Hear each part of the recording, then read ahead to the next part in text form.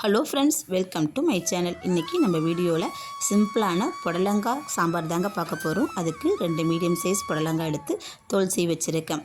குக்கரில் 100 கிராம் அளவுக்கு துவரம்பருப்பு, 10 பல் பூண்டு, கொஞ்சம் போல் சீரகம், 2 பழுத்த தக்காளி, அதுக்கப்புறம் 100 கிராம் அளவுக்கு சின்ன வெங்காயம், அது கூடவே வாசனைக்காக கொஞ்சம் போல் பெருங்காயம் போட்டு வேக வைக்கும் போதே நல்ல வாசமாகவும் இருக்கும், சுவையும் கூட்டி கொடுக்குங்க. நீங்கள் இப்படியும் சேர்த்துக்கலாம், தாளிக்கும் போதும் சேர்த்துக்கலாம். இது கூட கட் பண்ணி வச்சுருக்க புடலங்காய் இதை சேர்த்து நமக்கு தேவையான அளவுக்கு தண்ணி விட்டுக்க வேண்டியதாக. கூட்டு செய்கிற மாதிரி இருந்தால் கொஞ்சமாக தண்ணி விட்டுக்குங்க, சாம்பார் வைக்கிற மாதிரி இருந்தால் கொஞ்சம் கூடுதலாக தண்ணி விட்டுக்குங்க. எல்லாத்தையும் சேர்த்து ஒரு கிளறி குக்கர் மூடி போட்டு 2 விசில் வச்சு எடுத்துக்குங்க. புடலங்காய் சூப்பராக வெந்து வந்துடும் நமக்கு. இந்த சாம்பாருக்கு தேவையான மசாலா என்னென்னு பார்த்தீங்கன்னா, தேங்காய் அரை மூடி அளவுக்கு கீரி எடுத்து வச்சுருக்கேன். நீங்கள் துருவன தேங்காயும் சேர்த்துக்கலாம்.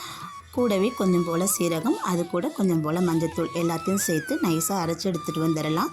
இப்போ சாம்பாருக்கு தேவையான தாளிப்பு போட்டாச்சு. கடுகு, கருவேப்பிலை, காஞ்ச மிளகாய் எல்லாத்தையும் போட்டு தாளிச்சாச்சு.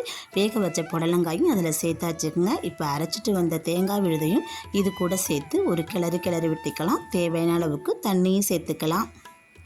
தண்ணி சேர்த்து ஒரு கிளறி விட்டுட்டு சாம்பாருக்கு தேவையான உப்பு சேர்த்துக்கலாங்க. முடிஞ்ச அளவுக்கு சாப்பாட்டில் கல்லுப்பே சேர்த்துக்குங்க. இதில் நான் கல்லுப்பு தான் சேர்த்துருக்கேன்.